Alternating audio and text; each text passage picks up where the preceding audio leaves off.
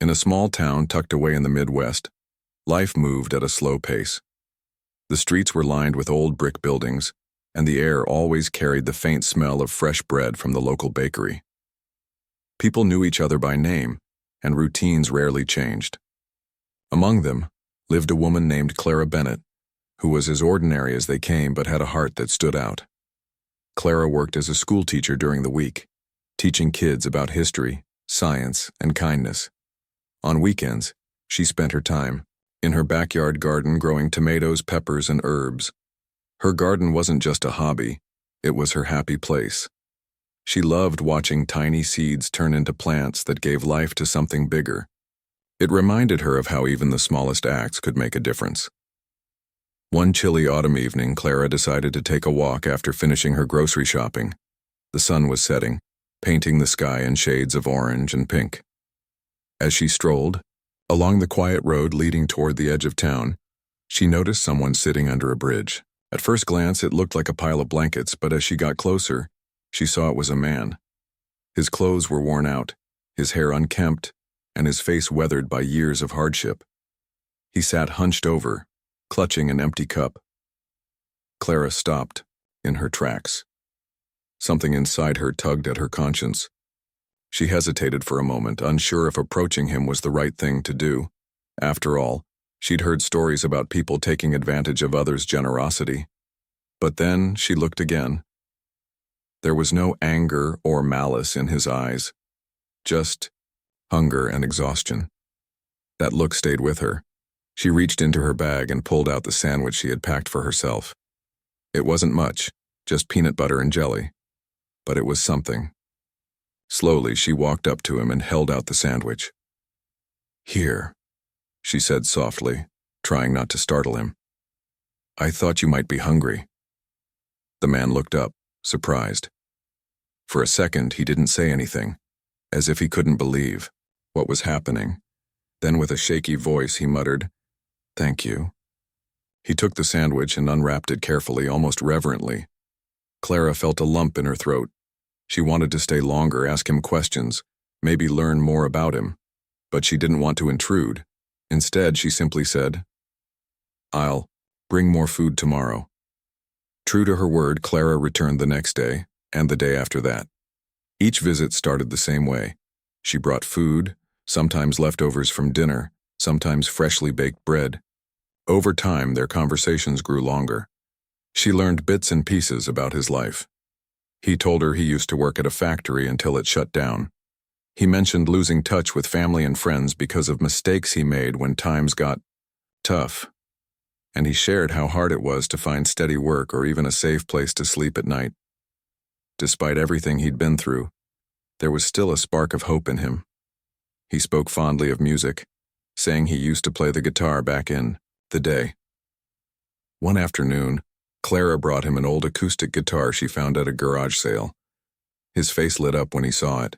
From that day on, whenever she visited, he would strum a few chords and sing songs he remembered from his youth.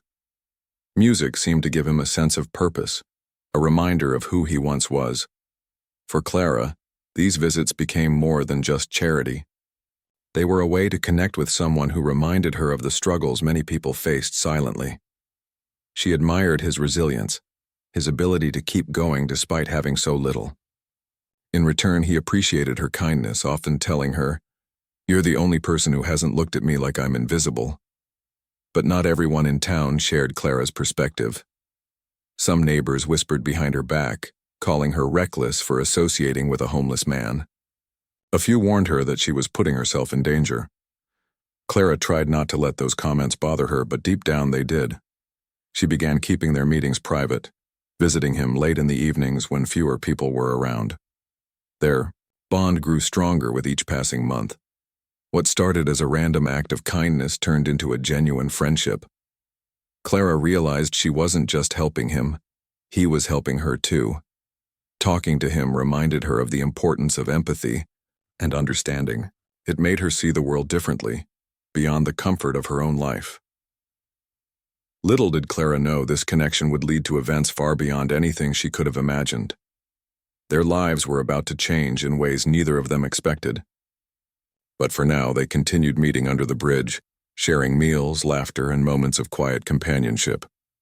To Clara, it felt like the most natural thing in the world, to care for someone in need, to offer a listening ear, and to remind him that he mattered. As winter approached and the days grew colder, Clara promised herself she wouldn't abandon him. She didn't know what the future held, but one thing was certain: she wouldn't stop showing up. Because sometimes all it takes is one person to believe in you to make a difference. And in this small corner of the world, two unlikely souls had found exactly that in each other. Every Saturday, rain or shine, Clara kept her promise. She woke up early, packed a bag with food, and headed to the bridge where she'd first met the man who had become such an important part of her life. Over time, their routine turned into something deeper than just charity. It felt like family. The man, who rarely spoke about his past unless prompted, began opening up more. He told Clara stories about growing up in a small town not too different from hers, about how he used to dream of becoming a musician, and how life had taken him down paths he never imagined. Clara listened intently, nodding along as he spoke. Sometimes he'd laugh at his own memories, and other times his voice would crack with emotion. On those days, Clara would sit quietly beside him, letting him take his time. She didn't push for details because she understood that some wounds took years to heal and even longer to talk about. But every now and then, he'd share pieces of his story, little fragments that painted a picture of a life filled with both joy and pain. One chilly winter morning, as they sat together under the bridge, he pulled out the guitar Clara had given him months earlier. His fingers moved slowly across the strings, playing a melody that seemed to echo the loneliness in his eyes. When he finished, he looked at her and said, "You know, I haven't played this song in years. It reminds me of my mom. She loved music." Clara smiled softly. "I think she'd be proud of you," she replied. Her words hung in the air for a moment before he nodded, gratitude flickering in his expression. It was moments like these that made Clara feel like she was doing something meaningful, not just feeding someone physically, but nourishing his soul too. But not everyone saw it that way. Word had spread around town about Clara's weekly visits. Some people admired her kindness, calling her a saint for helping someone in need. Others, however, weren't so kind. They whispered behind her back, questioning why she spent so much time with a homeless man. "What's wrong with her?" one neighbor asked another during a community meeting. "Doesn't she realize how dangerous that could be?" The comments stung, but Clara tried to ignore them. She knew what she was doing wasn't reckless, it was necessary. Still, the judgmental voices weighed on her. One afternoon, while walking home from the grocery store, she overheard two women talking about her. "I heard she brings him money too," one of them said. "She's going to get herself into trouble." Clara clenched her fists but kept walking. She wanted to tell them that they didn't understand, that their assumptions were unfair, but she also knew it wouldn't change anything. So instead, she decided to keep her visits quieter. She started going later in the evenings when fewer people were out and about. It wasn't perfect, but it gave her peace of mind knowing she could continue helping without drawing attention. Despite the challenges, there were signs of progress. Slowly but surely, the man began rebuilding parts of his life. With Clara's encouragement, he started attending free workshops offered by a local nonprofit organization. They taught skills like woodworking and basic computer literacy, things that might help him find work someday. At first, he hesitated, worried he wouldn't fit in or that people would judge him. But Clara reassured him, reminding him of his strengths and talents. "I've seen you play that guitar," she told him one evening. "You have so much to offer. Don't let fear hold you back." Her words seemed to strike a chord within him. The next week, he showed up at the workshop, nervous but determined.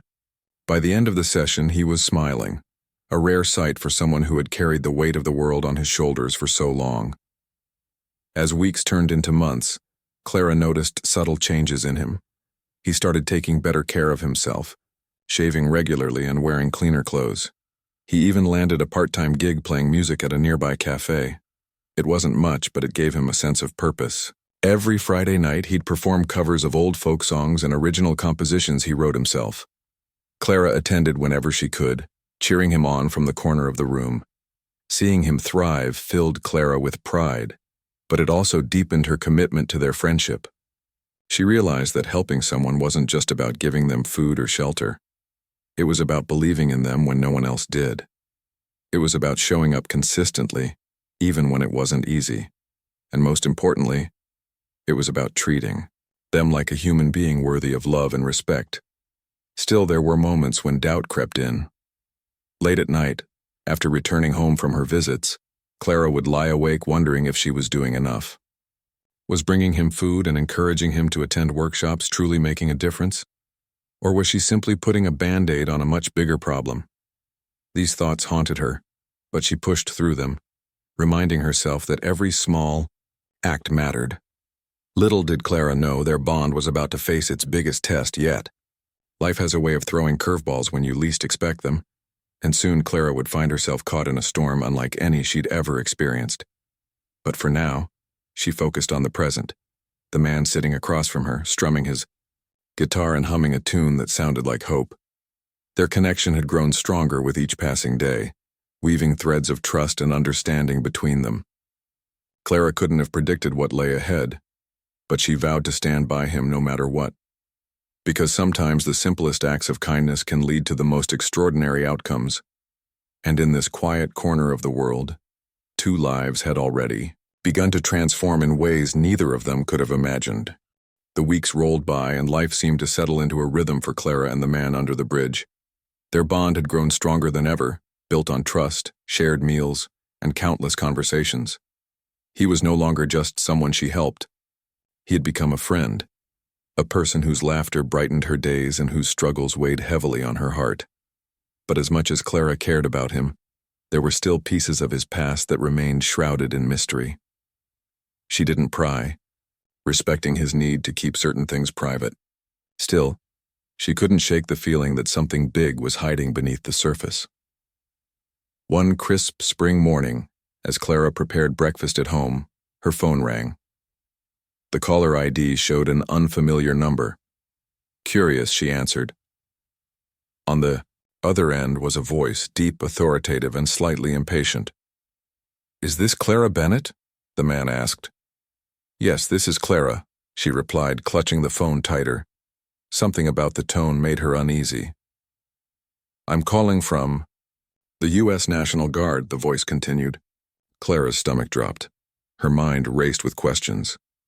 Why would the National Guard be calling her? What could they possibly want? The officer explained that they had been searching for a soldier who had gone missing years ago. Using advanced facial recognition technology, they had identified the man Clara had been helping all this time. His real identity wasn't what he'd told her, or perhaps not even what he remembered himself.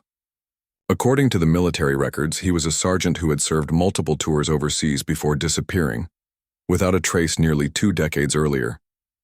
Clara sat down heavily on a kitchen chair, her legs suddenly weak. She felt like the ground beneath her had shifted.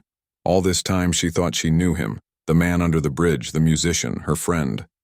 But now it turned out there was another layer to his story, one she hadn't seen coming. The officer went on to explain that going AWOL, absent without leave, was a serious offense. But given the circumstances surrounding his disappearance, the military wanted to understand what had happened. They needed to speak with him directly, and since Clara was one of the few people who interacted with him regularly, they hoped she could help them locate him. When the call ended, Clara stared blankly at the wall, trying to process everything she'd just heard. Her thoughts swirled like leaves caught in a storm. How could this be true? Had he lied to her? Or had he genuinely forgotten parts of his own life? And why hadn't he trusted her enough to tell her the truth? For hours, Clara wrestled with these questions. Part of her felt betrayed, while another part understood that trauma could erase memories or distort reality. Whatever the case, she knew she couldn't turn her back on him now. Not when he might be facing consequences far beyond anything she could imagine. Determined to confront him, Clara packed some food and set out for their usual meeting spot under the bridge. As she approached, she saw him sitting there, strumming his guitar softly. For a moment, she hesitated, unsure how to begin. Then, taking a deep breath, she sat down beside him. "We need to talk," she said gently, her voice trembling slightly. He stopped playing and looked at her, sensing the seriousness in her tone. "What's wrong?" he asked, concern etched across his face. Clara paused, choosing her words carefully. "Someone called me today. They said you're not who you think you are. That you were a soldier once. A sergeant." His expression froze, and, for a long moment, he didn't say anything. Finally, he let out a heavy sigh and lowered his head. "I was afraid this day would come," he admitted quietly. Over the next hour, he opened up in ways he never had before. Fragments of his memory began to resurface. Blurry images of desert landscapes, the sound of gunfire, and the faces of comrades he once fought alongside. He recalled the pain of losing friends in combat and the guilt of surviving when others hadn't. When he returned home, he struggled to adjust. Nightmares haunted him, and the weight of his experiences became unbearable. Eventually, he walked, away from everything, seeking solace in anonymity. Listening to him, Clara felt tears welling up in her eyes. She realized that the man sitting before her wasn't just a homeless musician. He was a survivor of unimaginable hardships. The walls he had built around himself weren't meant to deceive. They were meant to protect. In his mind, erasing his past had been the only way to escape the pain. But now, the past had found him again. Clara knew she had a choice to make. She could walk away, letting the authorities handle the situation, or she could stand by him and fight for the man she had come to care about deeply. There was no question in her mind. She chose the latter. "I'll help you," she said firmly, placing a hand on his shoulder. "Whatever happens next, we'll face it together." He looked at her, gratitude shining in his eyes. "Why are you doing this for me?" he asked, his voice barely above a whisper. "Because everyone deserves a second chance," Clara replied simply. "And because you've already shown me so much strength. You can get through this too." As the sun dipped below the horizon, casting golden light over the river, Clara felt a renewed sense of purpose. Helping him wouldn't be easy, but she believed in the power of redemption. Together, they would navigate whatever challenges lay ahead, one step at a time. What neither of them realized, however, was that their journey was far from over. The revelation about his past was only the beginning of a chain of events that would test their friendship and change both of their lives forever. As Clara and the man she'd come to know so well grappled with the revelation of his past, life outside their small world continued moving forward. For Clara, that meant planning her wedding. A task that should have been filled with excitement, but instead felt heavy under the weight of everything happening around her. She had been engaged to Daniel, a veterinarian who adored animals almost as much as he adored her, for nearly a year. Their relationship was steady and warm, built on shared values of kindness, patience, and understanding. But now, with the news about the man under the bridge swirling in her mind, Clara found it hard to focus on anything else. Daniel noticed the change in her immediately.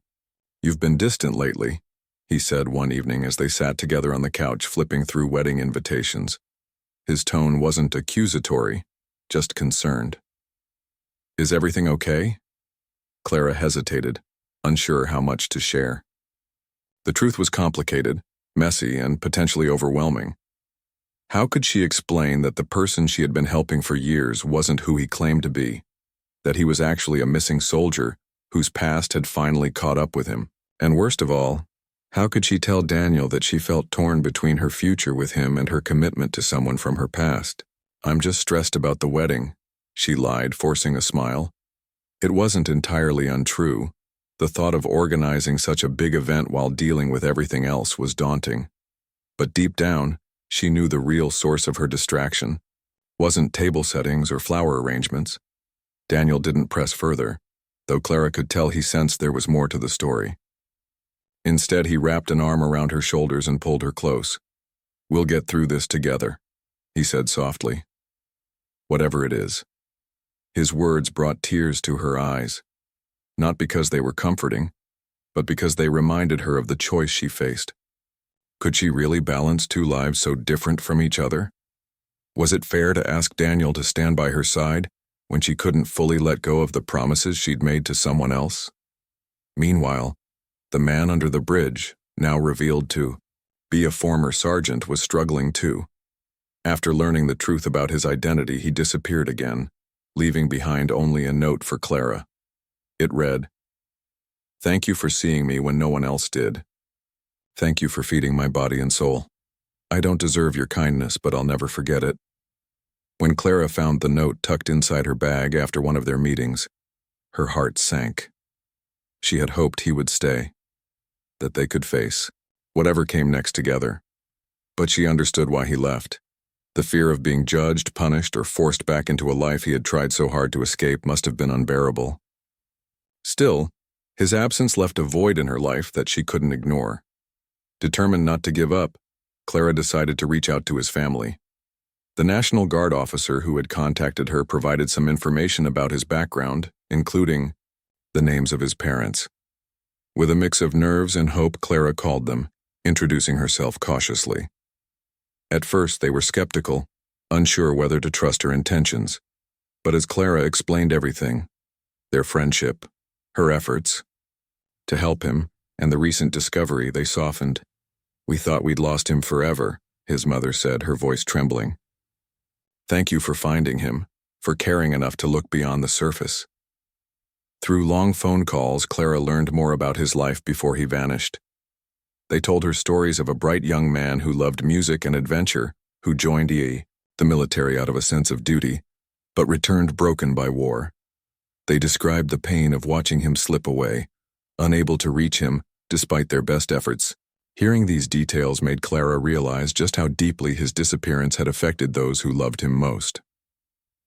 With their permission, Clara visited his hometown, a small rural community several hours away. There, she met his parents, a frail but kind-hearted couple whose eyes lit up whenever they spoke about their son. They showed her old photo albums filled with pictures of him as a child, laughing and playing guitar. Sitting in their living room surrounded by memories, Clara felt a profound connection to the man she had known only as a stranger under a bridge. During her visit, his father handed her a letter he had written years ago but never sent. In it, he expressed regret for leaving and apologized for the pain he had caused. Reading those words, Clara felt a lump form in her throat. Despite everything, he still carried love for his family and guilt for abandoning them. Back home, Clara poured her energy into advocating for him. She reached out to lawyers, veterans organizations, and mental health professionals determined to find a way to help him without sending him back into a system that had failed him once before. Her persistence paid off when she connected with a counselor specializing in PTSD among veterans. Together, they devised a plan to approach the military, emphasizing rehabilitation over punishment. But even as she worked tirelessly, Clara couldn't shake the feeling that time was running out. News of the missing sergeant's reappearance had spread, catching the attention of local media outlets. Reporters began showing up at her door, asking questions about her involvement. Some framed her actions as heroic, others painted her as naive or reckless. The sudden spotlight made Clara uneasy, reminding her of the judgmental whispers she had endured earlier in town. Despite the chaos, Clara refused to back down. She believed in second chances, not just for the man under the bridge, but for everyone who had ever made mistakes. As the wedding date approached, she found herself reflecting on what truly mattered. Love, she realized, wasn't just about romantic gestures or grand celebrations. It was about showing up for the people who needed you, even when it was hard. It was about believing in redemption, no matter how unlikely it seemed. On the morning of her wedding, Clara woke up with a mix of emotions. Excitement bubbled beneath the surface, but so did anxiety. She glanced at her phone, hoping for a message from the man under the bridge. None came. Still, she held on to the belief that wherever he was safe, and that someday they might see each other again. As she slipped into her dress and prepared to walk down the aisle, Clara whispered, a silent promise to herself. No matter what the future held, she would continue fighting for justice, compassion, and humanity. Because if there was one thing she had learned from this journey, it was that every person deserved to be seen, heard, and loved, even if they carried scars from battles fought long ago. The morning of Clara's wedding dawned bright and clear, the kind of day that made everything feel possible. Birds chirped outside her window and the air smelled fresh, like it had been washed clean by an overnight rain. But as Clara stood, in front of the mirror, adjusting the lace on her dress, she couldn't shake the weight of what was happening beyond the walls of her home. Outside, reporters and curious neighbors gathered, their cameras clicking and voices buzzing with speculation. And then there were the soldiers, several uniformed members of the U.S. National Guard stationed near her driveway, waiting to speak with her before the ceremony began. Clara took a deep breath, trying to steady her nerves. She had known this moment might come, but nothing could have prepared her for the surreal sight of military personnel standing in her quiet neighborhood. Her heart pounded as she stepped outside, clutching a shawl around her shoulders despite the warmth of the day. The contrast between the joyous occasion inside her house and the tension brewing outside was almost too much to bear. One of the officers approached her, his expression respectful, but firm. "Ma'am," he said, tipping his hat slightly, "we need to ask you a few questions about the individual formerly known as Sergeant." "I know why you're here," Clara interrupted gently, cutting him off. Her voice was calm, though her hands trembled beneath the folds of her shawl. "But can we please hurry? My wedding is supposed to start soon." The officer nodded, clearly taken aback by her composure. He led her to a quiet corner of the yard, away from prying eyes and microphones. As they spoke, Clara recounted everything, the years she had spent feeding him, the friendship they had built, and the recent revelations about his past. She described him not as a deserter or a criminal, but as a man broken by war, someone who had carried invisible wounds far heavier than any medal could honor. "He's not a threat," she insisted, her voice soft but unwavering. "He's just lost, like so many others who come back from places we can't even imagine." Her words seemed to resonate with the officer. For a moment, he looked down at his boots, perhaps reflecting on his own experiences or those of comrades he had served alongside. When he finally spoke again, his tone had softened. "We're not here to punish him, ma'am," he said. "We're here because we believe he deserves another chance, to heal, to make amends, and maybe even to serve again if he chooses." Clara felt a flicker of hope ignite within her. Could it really be that simple? Could forgiveness and understanding pave the way for redemption? She didn't know, but she clung to the possibility. After answering their questions, she excused herself, returning to the house where Daniel waited patiently, dressed in his suit and looking every bit the loving partner she had always dreamed of having by her side.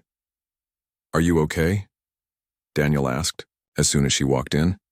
His brow furrowed with concern and he reached out to hold her hand. "I will be," Clara replied, squeezing his fingers tightly. "This isn't how I imagined today going, but I think it's important. What's happening out there, it matters." Daniel nodded, though confusion lingered in his eyes.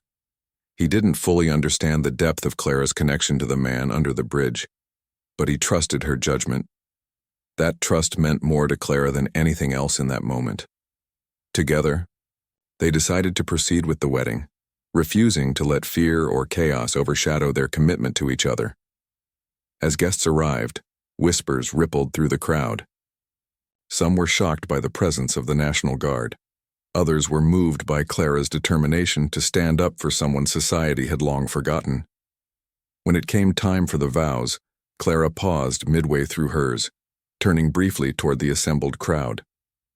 Her gaze swept over the faces of her family, friends, and even the officers standing respectfully at the back.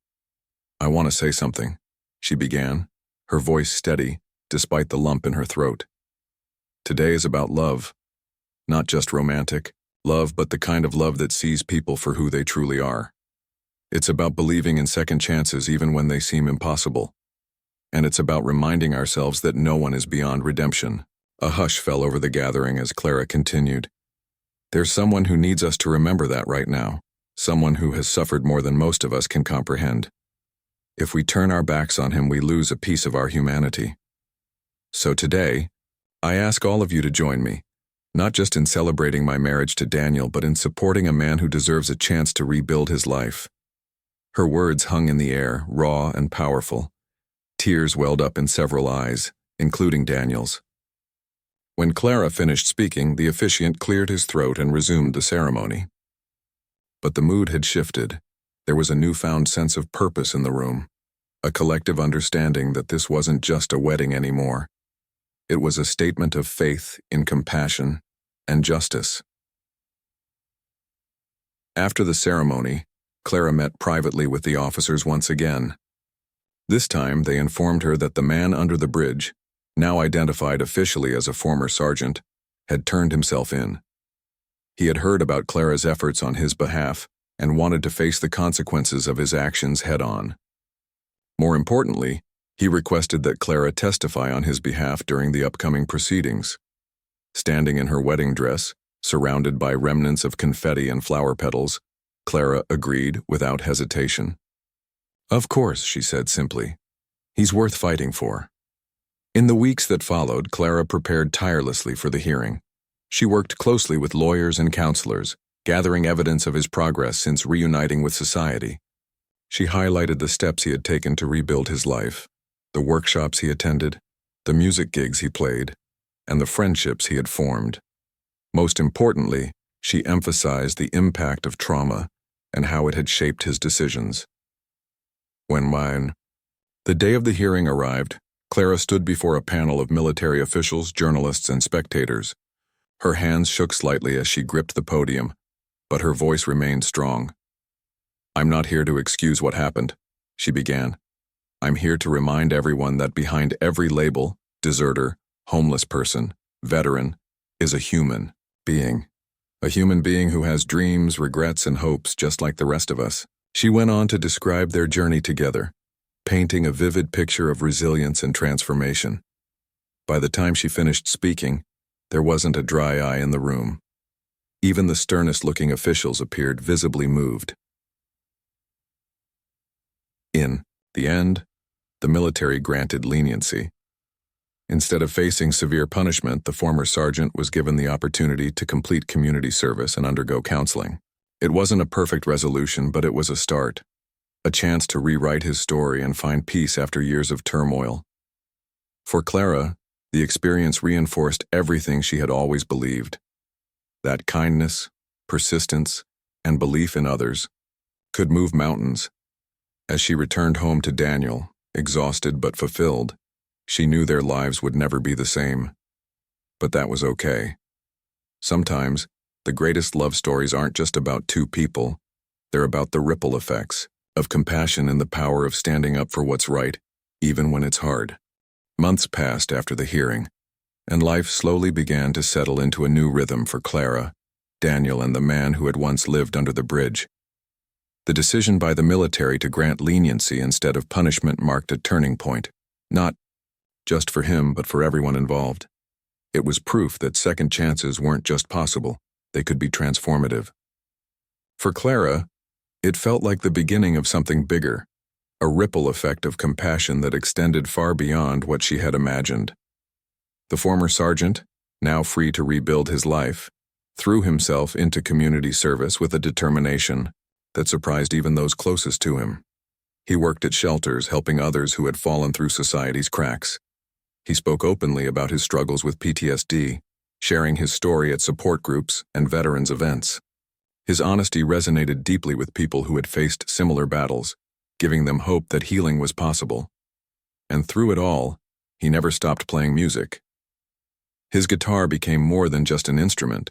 It was a lifeline, a way to express emotions words alone couldn't capture. Clara stayed in touch, visiting him whenever she could. Their friendship had evolved from one rooted in secrecy and survival to something much stronger, mutual respect and trust. She saw how far he'd come since their first meeting under the bridge. Gone was the hollow-eyed man clutching an empty cup. In his place stood someone who carried himself with quiet dignity, someone determined to make amends for the years he'd lost.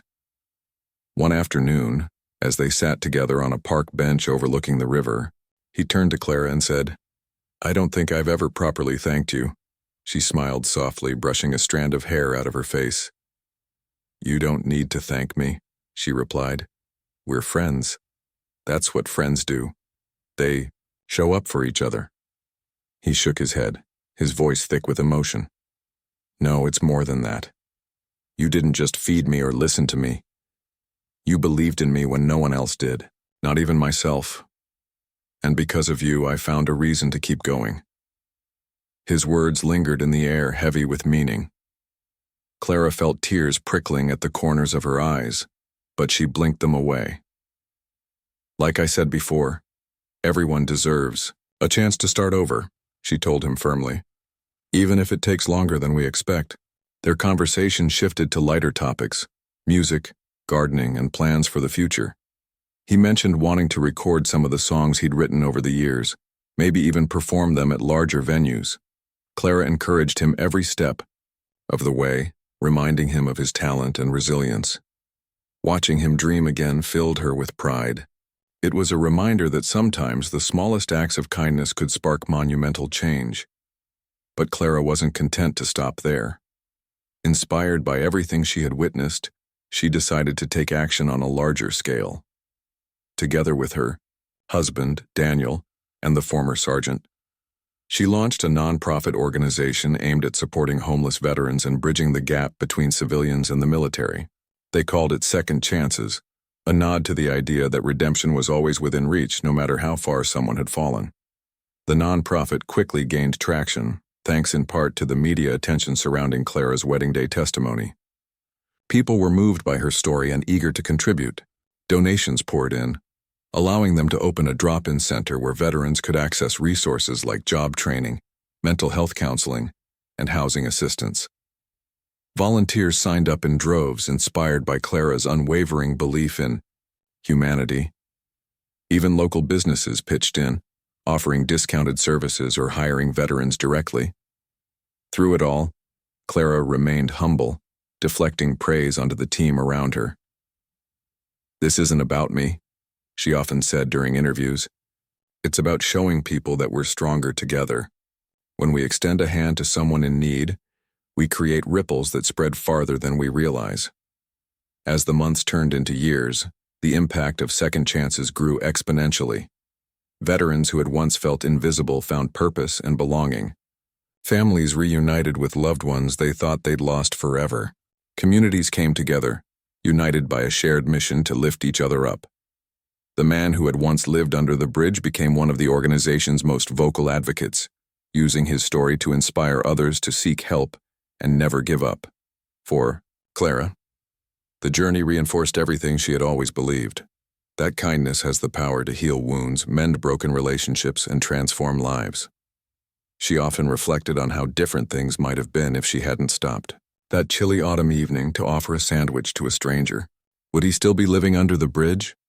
Would she have discovered the depth of her own strength and capacity for empathy? Looking back, Clara realized that their connection hadn't just changed his life, it had changed hers too. She had learned to see the world differently, to look beyond surface-level judgments and recognize the humanity in everyone. Her marriage to Daniel had grown stronger as well, strengthened by their shared commitment to making a difference. Together, they proved that love wasn't just about romance, it was about standing shoulder to shoulder, fighting for justice and compassion in a world that often felt divided. On the anniversary of her wedding, Clara invited the entire team from Second Chances to celebrate at her home. The backyard was alive with laughter, music, and the smell of barbecue wafting through the air. The former sergeant stood near the garden, strumming his guitar and singing a song he had written specifically for the occasion. As Clara listened, surrounded by the people she loved most, she felt an overwhelming sense of gratitude. Life wasn't perfect, it never would be, but it was beautiful in its imperfections. Every challenge, every setback, and every act of kindness had led her to this moment. And as she raised her glass in a toast to the future, she knew one thing for certain. The simplest gestures, a sandwich, a listening ear, a second chance, could create waves of change that touched countless lives. In the end, Clara's story wasn't just about feeding a hungry man or standing up for a friend. It was about the enduring belief that no one is beyond redemption, that love and compassion can overcome even the greatest obstacles. It was a testament to the power of human connection and the extraordinary things that happen when ordinary people choose to care. And so, in a small Midwest town where life moved slowly but hearts beat fiercely, 3 unlikely souls had sparked a movement that would continue inspiring others for generations to come. Because sometimes, the most remarkable stories begin with the simplest acts and leave behind legacies of hope, courage, and transformation.